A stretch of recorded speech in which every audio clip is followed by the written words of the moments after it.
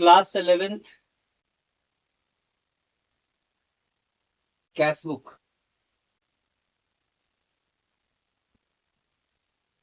Cash book chapter में एक single column cash book है, एक डबल कॉलम है कैश विद बैंक वाला। सिंगल कॉलम में खाली कैश होता है, डबल कॉलम में कैश बैंक दोनों होता है।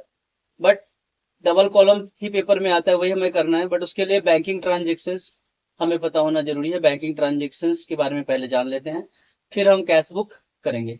बैंकिंग ट्रांजेक्शन्स में कुछ ट्विस्ट टर्न्स लाइक जैसे कुछ जनरल एंट्री समझ लेते हैं हम। कुछ बैंकिंग ट्रांजेक्शन के बारे में बात करते हैं कि उनका एंट्री क्या होता है, फिर उसको हम कैश बुक में भी करके देख लेंगे। जैसे बैंकिंग ट्रांजेक्शन है, जनवरी 1 को हमें चेक रिसिप्ट फ्रॉम मोहन 20,000। फिर जनवरी 3 को है रिसीव्ड चेक फ्रॉम श्याम 10,000। फिर जनवरी 6 को लिखा है कि Mohan check deposited into bank. Mohan check deposited into bank. फिर जनवरी 7 को है चेक रिसीव्ड फ्रॉम अमर 12,000। फिर जनवरी 9 को है कि अमर चेक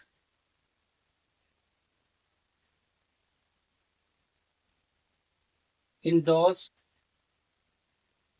टू नितिन।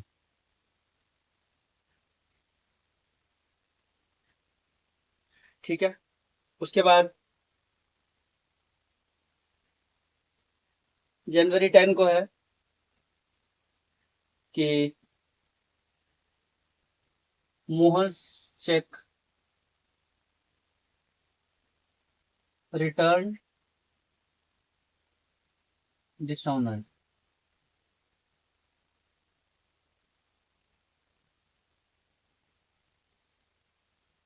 फिर जनवरी 12 को है कि अमर चेक रिटर्न डिसऑनर।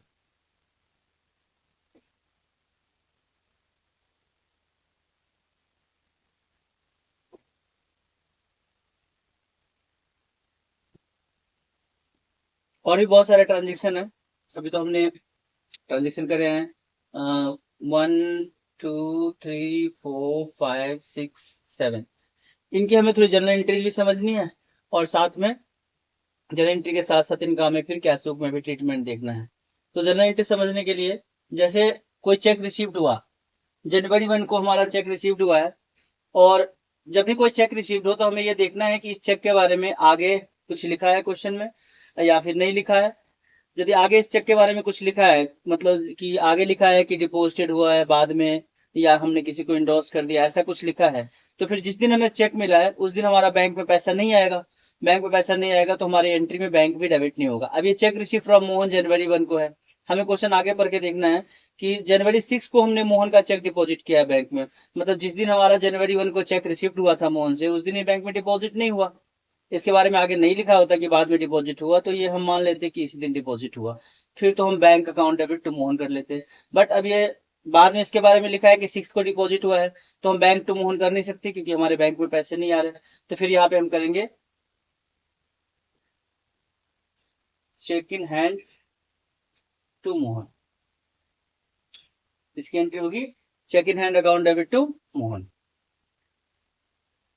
अब फिर से हमारा एक और चेक रिसीव्ड हुआ है श्याम से, और श्याम का चेक रिसीव हुआ है जनवरी 3 को, और इसके बारे में कुछ भी नहीं लिखा हुआ है। तो हम ये मानेंगे कि ये चेक सेम डे डिपॉजिट हो गया, मतलब हमारे बैंक में पैसे बढ़ गए।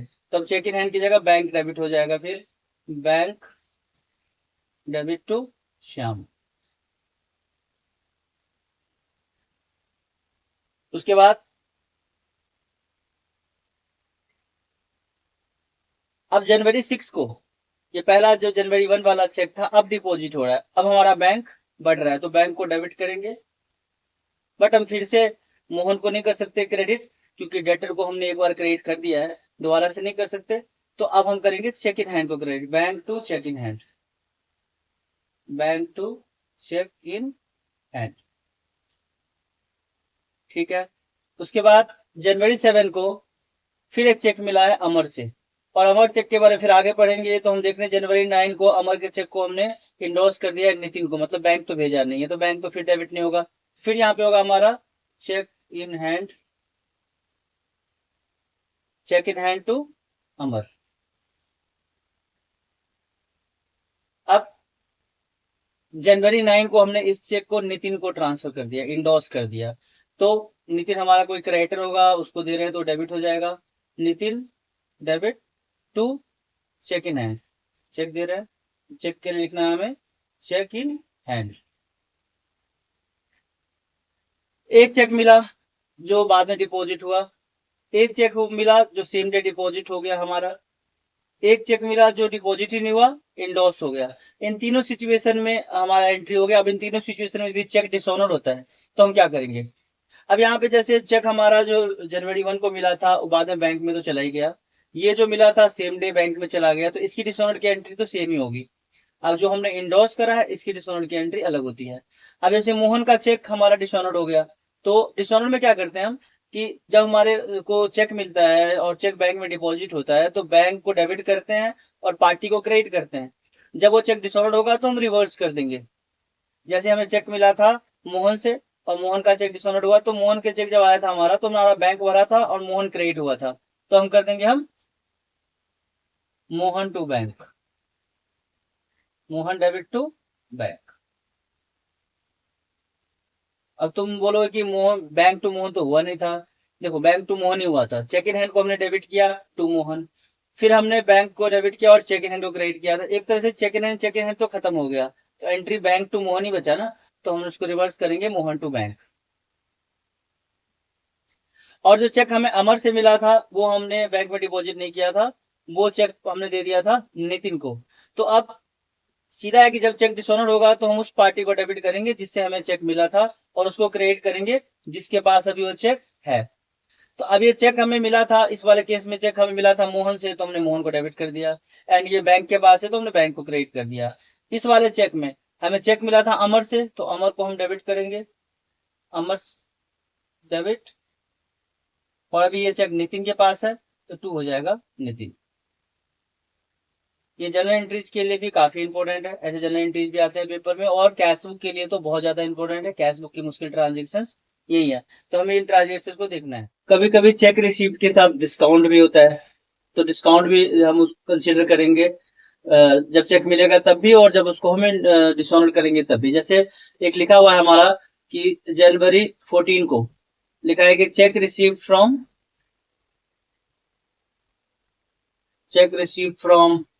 X 9,000 and discount allowed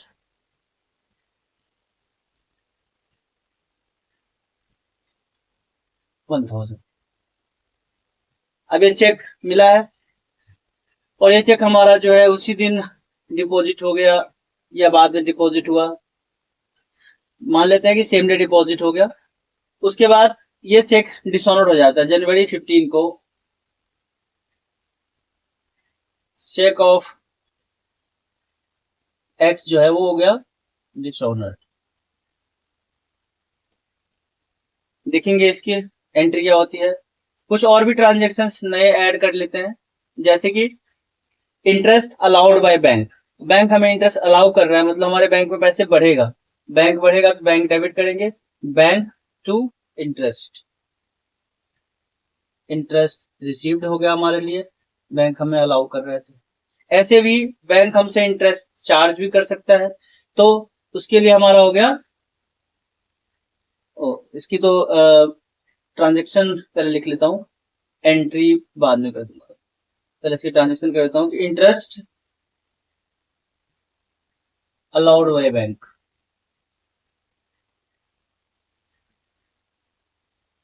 उसके बाद interest charge by bank, charge by bank. तो ये होता है। उसके अलावा कुछ एंट्री ऐसे हैं जो हमें नॉर्मली तो आता है पर कैश बुक के लिए काफी इंपॉर्टेंट है, उसको कैश बुक में कॉन्ट्रा बोलते हैं। ऐसे ट्रांजेक्शन जिससे कैश और बैंक दोनों आ रहा हो एंट्री में, तो वो कॉन्ट्रा होता है। तो दो कॉन्ट्रा भी कर लेते हैं।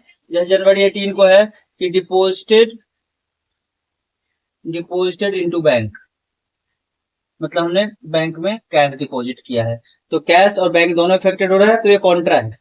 वैसे ही विथड्रॉन फ्रॉम बैंक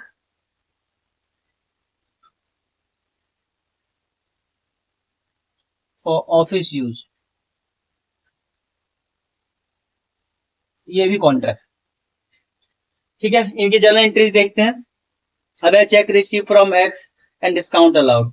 तो अब चेक, क्योंकि हम cheque in hand account debit कर सकते हैं या बैंक अकाउंट डेबिट कर सकते हैं, बट हमें दिख रहा है कि इस चेक के बारे में आगे कुछ नहीं लिखा हुआ है कि बाद में डिपॉजिट हुआ है, डिसऑनर लिखा हुआ है, पर डिपॉजिट बाद में हुआ ऐसा नहीं लिखा है, तो मतलब सेम डे डिपॉजिट हो गया।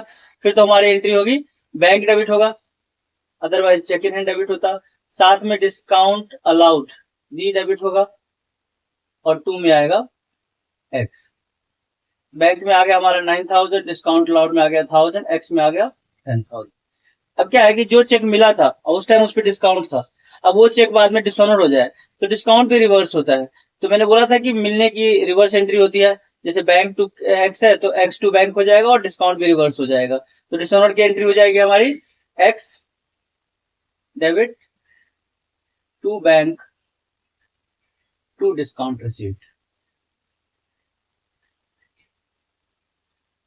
वही सेम से 10,000 से आ गया हमारा बैंक एक्स में, 9,000 आ गया हमारा बैंक में, और 1,000 आ गया हमारा। अब interest allowed by bank, bank interest allow करेगा तो हमारे बैंक में पैसा बढ़ेगा। जब भी बैंक इंक्रीज होता है तो डेबिट होता है, तो बैंक टू इंटरेस्ट, आगे रिसीव्ड भी लगा दो। ऐसे बैंक यदि इंटरेस्ट हमसे चार्ज करता है तो बैंक कम में पैसे कम होगा तो बैंक क्रेडिट होगा, तो इंटरेस्ट टू बैंक हो जाएगा। अब वो ट्रांजेक्शन जो कैश बुक में कॉन्ट्रा होता है, कॉन्ट्रा मतलब जिससे कैश और बैंक दोनों इफेक्टेड होता है।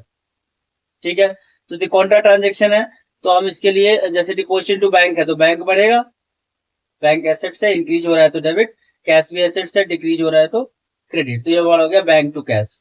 अब इसमें बैंक और कैश दोनों आ गया तो ये कॉन्ट्रा है, ये कॉन्ट्रा है कैश बुक के पॉइंट ऑफ व्यू से। एंट्री में कोई कॉन्ट्रा नहीं होता, बट कैश बुक में ये कॉन्ट्रा है। उसके बाद है withdrawn from bank for office use. अब इसमें हम पैसे निकाल रहे हैं बैंक से तो कैश बढ़ रहा है तो कैश डेबिट होगा और बैंक क्रेडिट होगा। अब इसमें भी कैश और बैंक दोनों इन्वॉल्व है, तो ये भी कॉन्ट्रा है। बहुत सारे ट्रांजेक्शन है जनरल एंट्री में भी और कैश बुक में भी जिसे हमें करना है, बट मेन ये है कि ये सारे ट्रांजेक्शन जो है वो थोड़े मुश्किल लगते हैं, ये करते टाइम थोड़ा मुश्किल पड़ता है। बाकी तो नॉर्मल ट्रांजेक्शन भी, कुछ भी हमने कैश में खरीदा हो, कैश में बेचा हो, हमने कोई पेमेंट करा हो कैश से या चेक से, वो सारा कुछ हमारा यहाँ पे आता है। तो इसमें तो बैंकिंग ट्रांजेक्शन जो है, ये तो ये सारे जो मैंने स्पेशल बैंकिंग ट्रांजेक्शन लिए हैं ये तो कैश बुक में यूज होगा। उसके अलावा कोई भी ऐसा ट्रांजेक्शन जिसमें कैश आ रहा है, कैश जा रहा है, बैंक में पैसे आ रहा है, बैंक से पैसे जा रहा है, तो वो इसमें जरूर आएगा। ये क्वेश्चन से समझते हैं, मैंने क्वेश्चन नोट डाउन कर लिया है। इससे हम डबल कॉलम कैश बुक बनाते हैं। इसमें मैंने लास्ट में जो सबसे मुश्किल वाला बैलेंसिंग करने का तरीका होता है वो भी ले लिया है, तो बाद में बैलेंसिंग, नॉर्मल बैलेंसिंग लेजर का तो आता ही होगा सबको, बट इसमें कुछ स्पेशल चीज लिखा हो तो बैलेंसिंग भी थोड़ा स्पेशल होता है। तो बनाते हैं फॉर्मेट। हमें बनाना है double column cash book. Format हो गया हमारा date, particulars, cash and bank. फिर से date, particulars, cash and bank.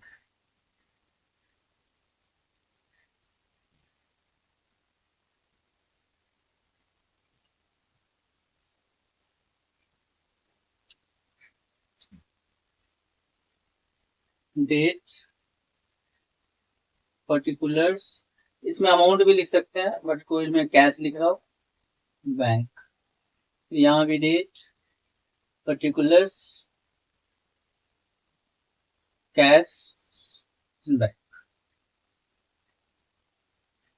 ये डेबिट साइड है और ये क्रेडिट साइड है।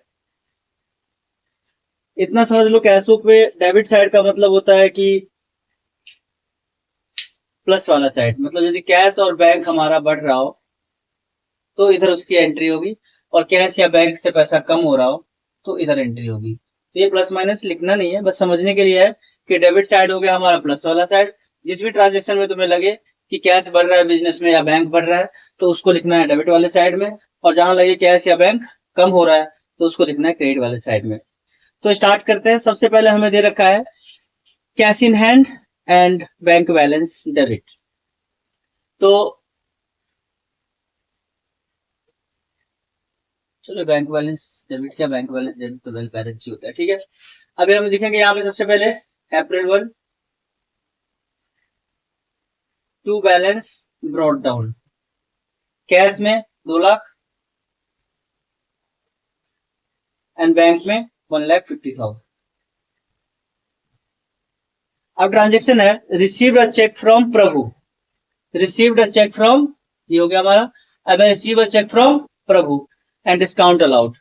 अब हमें देखना पड़ेगा जबकि चेक रिसीव्ड हुआ है तो इसके बारे में आगे कुछ लिखा है या नहीं लिखा है। ना लिखा हो तो फिर तो बैंक टू प्रभु हो जाएगा, और लिखा हो तो फिर चेक इन हैंड आएगा। और हम देख रहे हैं आगे कि यहाँ पे लिखा है कि डिपोजिटेड, नहीं, इस चेक के बारे में आगे कुछ नहीं लिखा हो, मतलब ये चेक सेम डे डिपोजिट हो गया।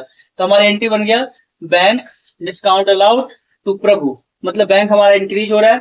तो यहाँ पे अप्रैल 2 को हम टू प्रभु करके, डिस्काउंट का हमें कुछ नहीं करना है, डिस्काउंट कैश बुक में नहीं आता है। इसके बाद हम अलग से जर्नल एंट्री पास करते हैं, अभी किसी नेक्स्ट वीडियो में बता दूंगा कि जो ट्रांजेक्शन यहाँ पे नहीं आता उनको हम जर्नल एंट्री पास करते हैं। कुछ के लिए बस नोट्स डाल देते हैं कि ये ट्रांजेक्शन यहाँ पे नहीं आएगा। तो अब डिस्काउंट अलाउड में कोई कैश नहीं है इन्वॉल्व, बैंक नहीं इन्वॉल्व, तो ये यहाँ पे नहीं आएगा। तो टू प्रभु करके और चेक आया है तो बैंक वाले कॉलम में लिख देंगे हम 8500। जो डिस्काउंट 500 है वो ऑलरेडी कटा हुआ है तो उससे हमें कुछ नहीं करना है। नेक्स्ट है रिसीव अ चेक फ्रॉम राजा। अब राजा से चेक मिला है तो हमें देखना पड़ेगा कि राजा वाला चेक के बारे में आगे कुछ लिखा है कि नहीं। तो अभी राजा वाले चेक के लिए अप्रैल 6 को लिखा है कि राजा का चेक अप्रैल 6 को डिपॉजिट हो रहा है, जबकि वो मिला था अप्रैल 4 को। तो हम फिर अप्रैल 4 में कैश बुक में कुछ भी एंट्री नहीं करेंगे क्योंकि इसकी जनरल एंट्री बनेगा cheque in hand account debit to Raja, इसमें कहीं कैश और बैंक इन्वॉल्व नहीं है। तो ये एंट्री हम जनरल एंट्री में कर लेंगे, ये यहाँ पे कैश बुक में नहीं आएगा। अब आएंगे अप्रैल 5 को, लगा है डिपॉजिटेड कैश इनटू बैंक, ये है कॉन्ट्रा। इसमें हमारा बैंक बढ़ रहा है और कैश कम हो रहा है, ये प्लस वाला साइड है, बढ़ने वाला साइड। तो ये बैंक बढ़ रहा है तो बैंक के बढ़ने वाले साइड में लिखेंगे हम कितना, डिपॉजिट इनटू बैंक है 4000, बैंक का बढ़ने वाला साइड है। और कैश कम हो रहा है तो कैश के कम होने वाले साइड में लिखेंगे 4000। कॉन्ट्रा लिखने में कंफ्यूजन होता है पर ऐसे ही लिखना कि बैंक इंक्रीज हो रहा है और ये इंक्रीज वाला साइड है तो बैंक में यहाँ इंक्रीज वाले साइड में लिख दिया। कैश डिक्रीज हो रहा है, कैश का ये डिक्रीज वाला साइड है तो यहाँ डिक्रीज में लिख दिया। इससे क्या होगा कि तुमने अमाउंट यहाँ कैश में लिख दिया, यहाँ बैंक में लिख दिया, तो फिर पर्टिकुलर में क्या लिखना है वो लिखना आसान रहेगा। अब यहाँ पे बैंक में लिखा है तो यहाँ पे आएगा टू कैश, और यहाँ कैश में लिखा है तो यहाँ पे आएगा बाय बैंक, और डेट वही है उसका अप्रैल 5, तो यहाँ भी आएगा हमारा अप्रैल 5 और यहाँ भी आएगा अप्रैल 5। और ये दिखाने के लिए कि ये ट्रांजेक्शन कॉन्ट्रा है, यहाँ पे एक्चुअली एक एडिशनल कॉलम यहाँ पे बनना था, एलएफ का कॉलम बनता है छोटा सा, तो एलएफ का कॉलम बन जाता है अमाउंट से पहले दोनों साइड। ये एलएफ वाले कॉलम में हम यहाँ पे दिखा देंगे सी की, मतलब ये कॉन्ट्रा है, ये हमारा कॉन्ट्रा है। अगला ट्रांजेक्शन है हमारा अप्रैल 6 को। अब जो राजा का चेक मिला था जिसको हमने यहाँ पे इग्नोर कर दिया था क्योंकि उसमें चेक इन हैंड टू राजा है, कैश बैंक की इन्वॉल्वमेंट नहीं है। अब वो चेक यहाँ पे डिपॉजिट हो रहा है, तो डिपॉजिट हो रहा है तो एंट्री होता है हमारा bank to cheque in hand, मतलब बैंक में पैसा बढ़ रहा है इधर आएगा, और यहाँ पे नाम नहीं आएगा, टू चेक इन हैंड आएगा।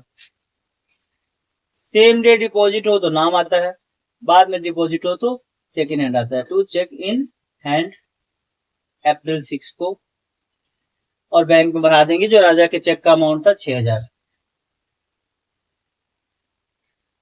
उसके बाद है प्रभु चेक रिटर्न डिसऑनर। जब भी चेक डिसऑनर होता है तो बैंक से पैसे कम हो जाता है, तो फिर इधर आएगा और यहाँ पे नाम आ जाएगा किसका चेक था, तो अप्रैल 7 को बैंक कम करना है क्योंकि चेक डिसऑनर हुआ है, तो बैंक कम करना है, तो फिर बैंक में आएगा और यहाँ पे आएगा बाय प्रभु। जनरल एंट्री में भी हमने देखा था प्रभु टू बैंक होता है, तो बैंक में बाय प्रभु आएगा और बाय प्रभु करके जो प्रभु के चेक का अमाउंट था 8,500 वो यहाँ पे आ जाएगा। बाकी जो 500 का डिस्काउंट है वो भी एंट्री में आता है, Prabhu to bank to discount allowed, लेकिन डिस्काउंट अलाउड तो यहाँ पे हमने इधर भी नहीं लिया था, उधर भी नहीं लेंगे, जनरल एंट्री में आएगा।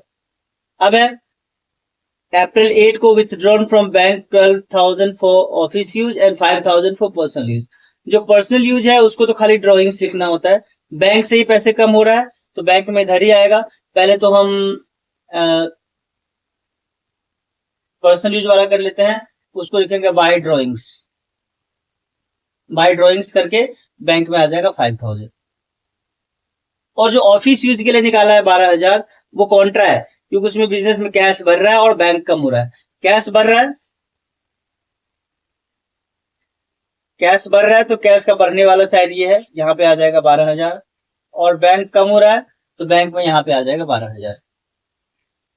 अब यहाँ पे हमने कैश में लिखा है तो यहाँ पे लिखेंगे टू बैंक, और यहाँ हमने बैंक में लिखा है तो यहाँ पे लिखेंगे बाय कैश। डेट यही है अप्रैल 8।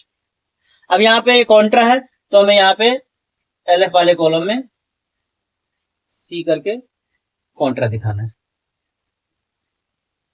उसके बाद लास्ट वाला नॉर्मली जो हम बैलेंस करते हैं वो तो ये साइड का टोटल करा और ये साइड का टोटल करा, फिर डिफरेंस निकाल के बैलेंस कैरी डाउन लिख दिया।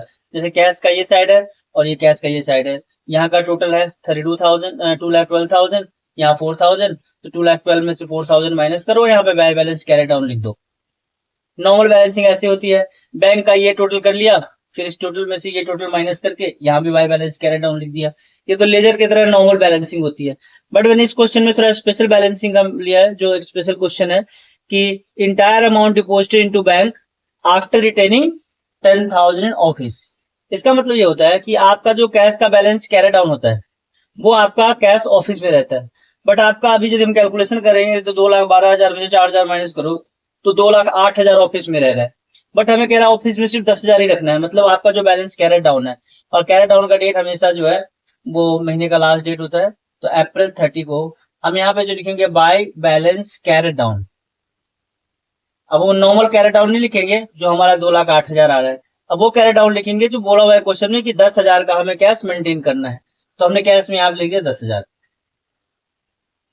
अब यहाँ पे कैश में 10,000 लिखने के बाद ये दोनों साइड बराबर नहीं आ रहा है, फिर भी डिफरेंस आ रहा है, तो बोला जो भी डिफरेंस आए उस इंटायर अमाउंट को बैंक में डिपॉजिट कर दो, मतलब काउंटर एंट्री कर दो।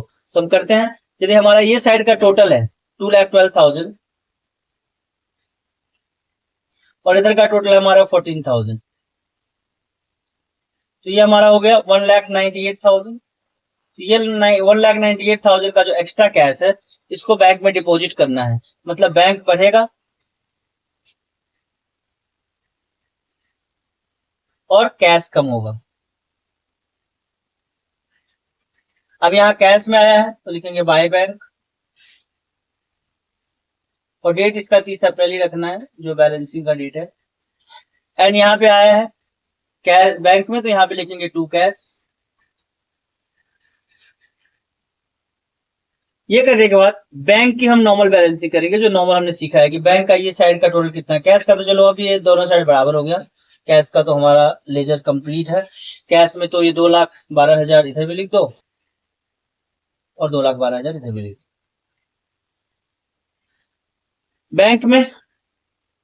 बैंक में हमारा ये साइड का टोटल पहले करेंगे, ये हमारा 198, 2,04,000, 2,08,000, 2,16,000, 3,66,500,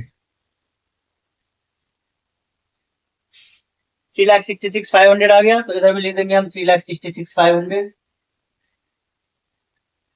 फिर हम दोनों साइड का डिफरेंस निकालेंगे, 3,66,500 में से ये सारा कुछ माइनस करना है, 5,000, 12,000, ये हुआ 20,500, तो ये हमारा 20,500 हो गया, तो ये हो गया 346, और 346 में से बाद 341, हो सकता है कैलकुलेशन मिस्टेक हो तो वो देख लेना। बाकी 3,41,000 जो भी बच रहा है उसको हम इसी डेट पे कर देंगे बाय बैलेंस कैरेट आउट। चलो कैरेट डाउन तो हमने लिखा ही हुआ है, तो इसी के सामने लिख देते हैं। कैरेट डाउन हो गया 3,41,000।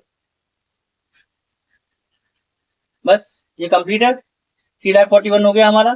फिर कैरेट डाउन लिखने के बाद हमें एक स्टेप और आगे जाना होता है, और उसी कैरेट डाउन को वापस से ब्रॉड डाउन लिखना होता है।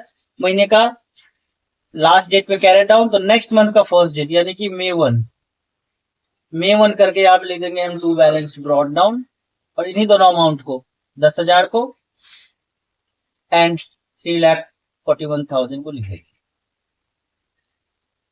ये बढ़िया क्वेश्चन कैश बुक का था। बढ़िया क्वेश्चन ऐसे ही होता है जिसमें कि ऐसे मुश्किल ट्रांजेक्शन, तो इजी वाले कि गुड्स परचेज करा, गुड्स सोल्ड करा।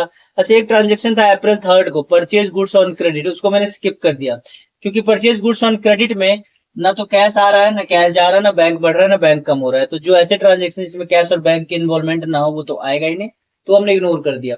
ठीक है, अब उसके बाद इसमें जो कुछ ट्रांजेक्शन छूट जाते हैं, जैसे ये ट्रांजेक्शन छूट गया, या फिर चेक रिसीव्ड के टाइम जो चेक इन हैंड टू बंदे का नाम होता है वो छूट गया, या फिर डिस्काउंट अलाउड वाले कंसेप्ट, तो जो एंट्रीज यहाँ पे नहीं आता उसके लिए या तो हम नीचे नोट्स डालते हैं या कुछ के लिए हम जनरल एंट्रीज करते हैं, तो वो आगे डिस्कस करेंगे। बट कैश बुक का यही लेआउट है, यही फॉर्मेट है, और यही मुश्किल ट्रांजेक्शन है। बाकी ट्रांजेक्शन इजी है।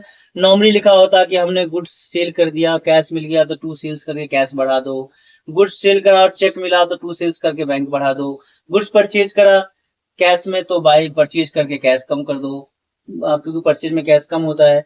गुड्स परचेज करा और चेक से पेमेंट करा तो बाय परचेज करके बैंक। तो ये ट्रांजेक्शन जो है वो तो नॉर्मल है कि बस कैश बढ़ रहा है बैंक बढ़ रहा है तो इधर दिखा दो, कैश कम हो रहा है बैंक कम हो रहा है तो इधर दिखा दो। जो कॉम्प्लिकेटेड ट्रांजेक्शन है वो ये चेक से रिलेटेड है, जब मिले सेम डे डिपॉजिट ना हो, बाद में डिपॉजिट हो, इंडोर्स्ड हो, डिसऑनर्ड हो। जनरल एंट्री में मैंने समझाया है और यहाँ उसी चीज को करके दिखाया है। और जो लास्ट में जो बैलेंसिंग कर रहे हैं, ये बैलेंसिंग जो स्पेशल है, बहुत सिलेक्टेड क्वेश्चन है हमारे बुक में। तो टीएस ग्रेवाल में बस एक इलस्ट्रेशन के अंदर और एक क्वेश्चन के अंदर है, बट प्रैक्टिस के लिए और भी क्वेश्चन होते हैं जहां से हम ये देख सकते हैं कि इस टाइप का जब बैलेंसिंग करना हो कि लिखा हो कि entire balance deposited to bank after retaining इतना ऑफिस, तो फिर हम ऐसे बैलेंसिंग करेंगे।